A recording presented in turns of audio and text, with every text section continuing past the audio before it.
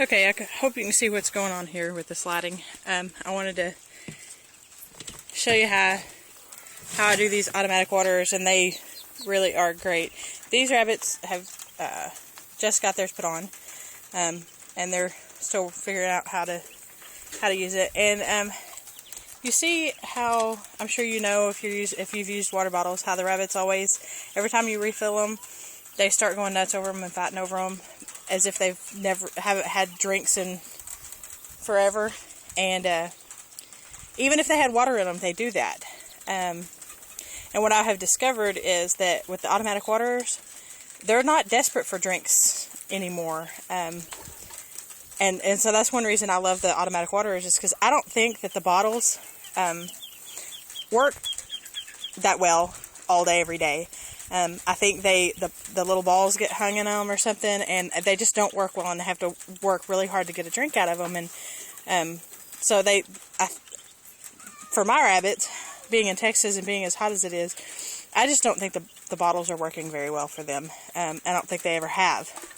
And so I'm really loving the automatic waterers, because all the cages that have had the automatic waterers for more than a couple of days, none of those rabbits seem desperate for a drink, ever. And all the rest of them always do. It doesn't matter how much water is still in their bottles, or how many bottles they have in their cages. They always act desperate for water. And so I'm really liking the automatic waterers. So I ordered these on eBay. This is what I got. I got 50 nozzles, springs, and tees. And I think it was like $25 or $30. Something like that. It was pretty cheap I thought it was real cheap, actually, for that many. And basically what you do is you just, we got these, the hose I got at Lowe's, and I wanted to get the opaque poly hose, but they didn't have the right size, because these are a weird size. They're not the typical size that you would get from a feed store, I don't think. I've never gotten them from a feed store before, but I've heard other people say that. So these are 5/16. And so, well, what you need, the hose you need is a 5/16 ID hose. And the only thing they had that in at Lowe's was clear. So, and I was concerned that, the sun would shine on it and the algae would grow in it. But it hasn't been too big of a problem. We flush them a lot. So, it's not that big of a problem. But we just got the hose and these little, this is a 5/16 by 1/4 inch, and my husband just drilled a hole in the bucket. And what he did is he just got a bit that looked just slightly smaller than the 1/4 inch, whatever seemed to work best, and he drilled a hole, and we just screwed it right in, and we don't have anything to seal it. It just did it on its own. If we have a problem, we'll silicone it, but so far we haven't had a problem.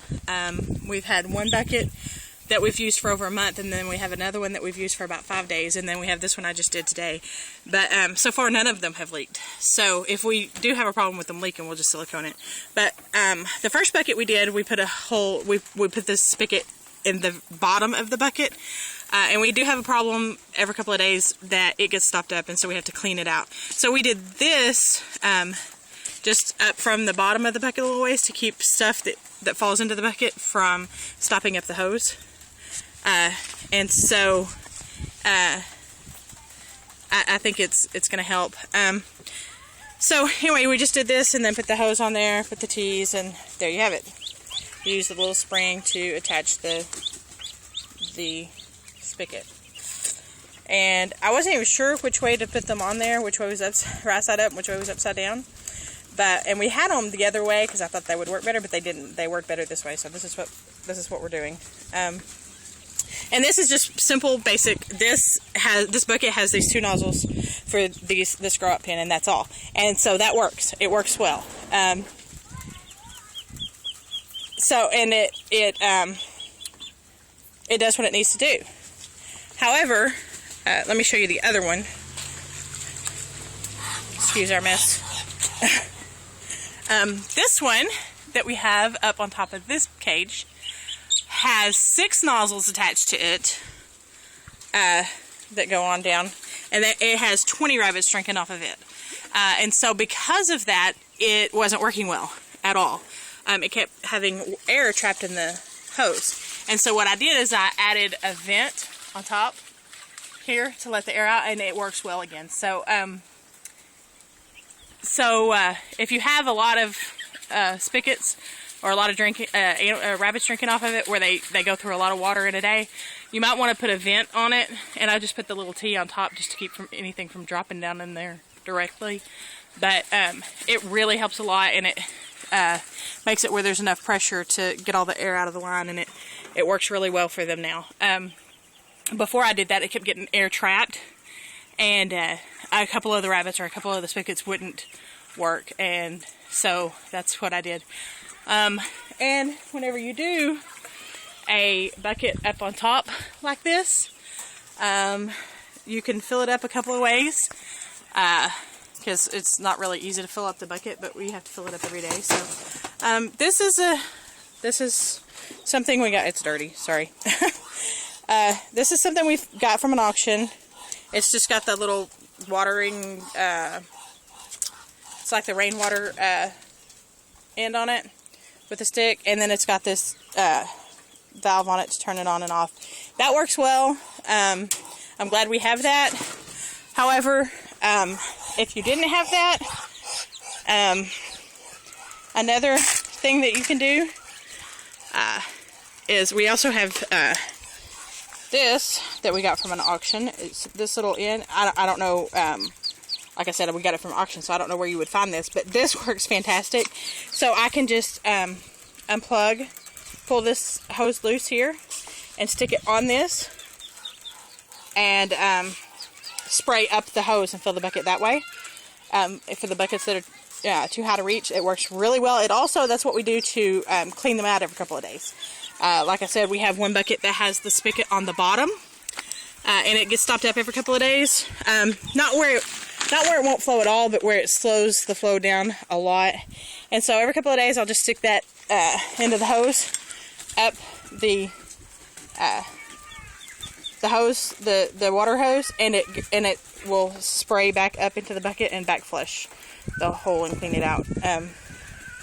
So that's a pretty easy way to do with it, and it's also easy to fill it that way if it's, you know, really high above your head and you can't reach it. Another thing I wanted to say was we had issues with our rabbits getting out of these cages down here, and we eventually, you'll see we have a lot of extra water bottles on these because we haven't gotten these automatic waters done yet. But we eventually will fix the doors, but we just really didn't have time to work on that and all the other billion things that we have going on. I'm sure you understand, a lot of people are that way. So aside from remaking the doors, what we decided to do is we went over to Lowe's, and my brilliant husband said, well, what about if we just put a spring across it? So we went and looked at the springs, and that's what we did. These springs we got from Lowe's, and it keeps it tight. They can't push on it. One of the ways we were getting out is that they would put their nose on the bottom here and push real hard, and and they would push hard enough that they could squeeze through the door and the ground there, so they would get out. But this spring keeps it tight enough that they can't do that anymore. And when he thought of this, I thought that's a great idea if it's affordable. So we went over there and looked, and these springs were $4.19 a piece, regular price. And I said, that is not affordable at all. And they had several different lengths. And then we found some that were on clearance for 53 cents a piece. So that, to me, that was affordable. $4.19, I guess it would be affordable if I didn't have to pay 53 cents. But I needed, what we thought we were going to need 2 per door. One down the middle and one down the end. But it works well with just one on the door. So we only needed half as many as we thought we were going to. But then we found them for 53 cents. And when we found them for 53 cents, we bought all they had, which was, I think, 5. So this is the way we have decided to keep our rabbits from getting out on these bottom cages. And it's only these bottom cages of this pen that are an issue. And so that's our solution. And it's working. So it makes it pretty easy to, we have it attached here, and we have it just hooked up here, and when we need to get in there, we just unhook this and let the spring fall, do what we need to do, and then we close it and pull that spring back up and hook it again. And it stays tight, and it stays on there well. But anyway, that's some information that I thought that might help y'all. Bye-bye.